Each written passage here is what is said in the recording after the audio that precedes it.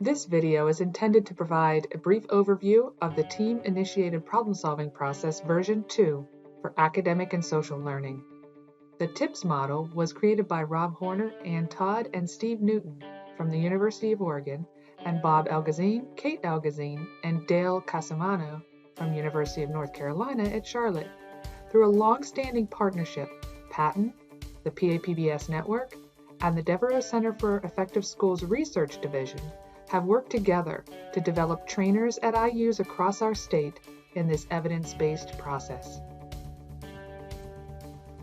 The Team-Initiated Problem-Solving organization has two major steps. Step 1 is the meeting foundations. This is the system-level development that allows the team to have a purpose and authority to do the work that needs to be done, have an efficient process in order to get that work done, and having defined roles so everyone is a participant within the team.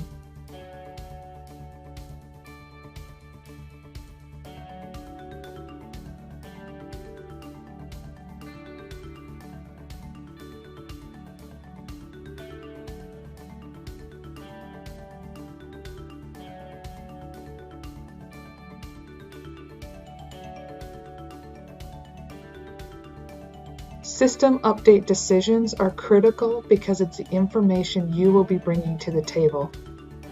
All of the team-initiated problem-solving methodology is expected to be put onto electronic meeting minutes so it can be shared efficiently across an organization.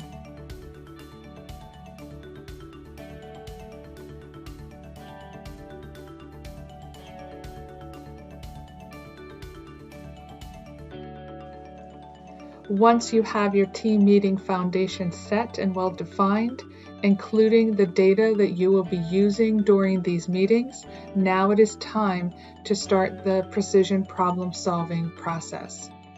In this area, you will be defining the problem with precision. You will be looking at your data and looking for trends at the group level specifically with what, when, where, who, why, and if it is a frequency, how often.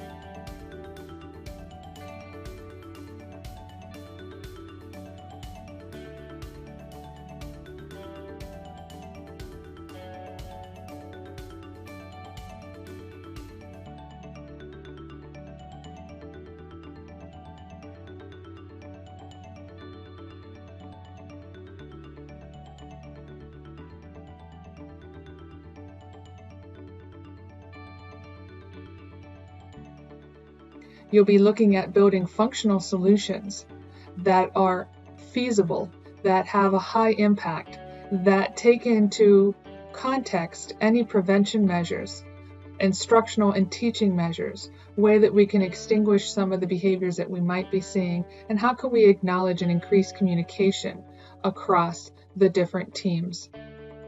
Then we build that action plan and we consider what data we're going to use to measure progress over time.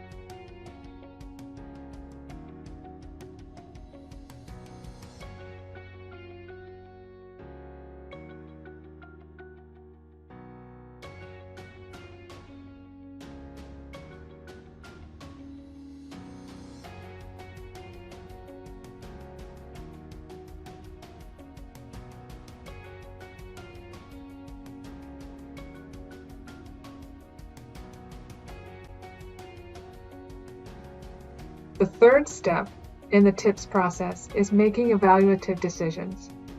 This is the progress monitoring and interpretation piece of the process.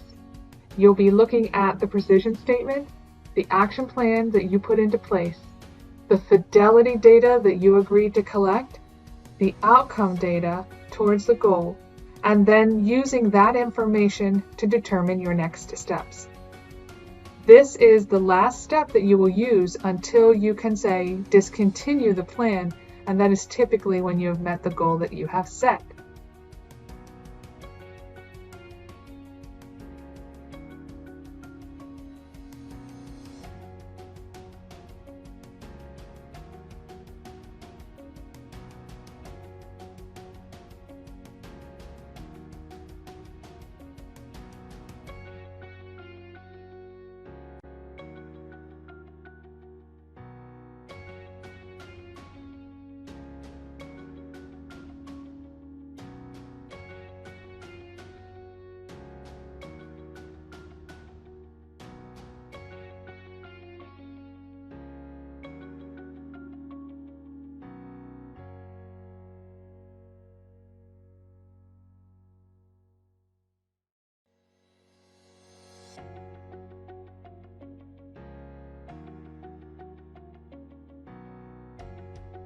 In recent research studies, it was found that TIPS actually saves you time.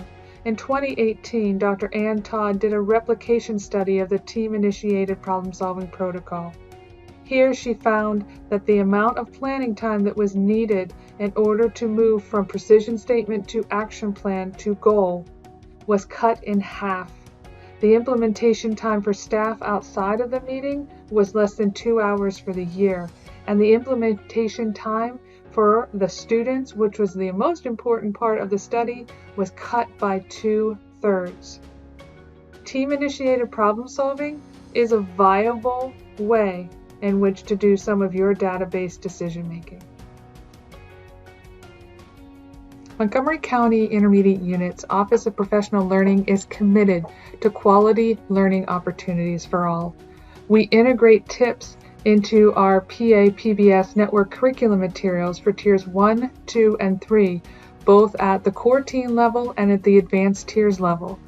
We integrate TIPS into an Act 45 course for administrators called Engaging Leaders in Designing Instruction for All Students.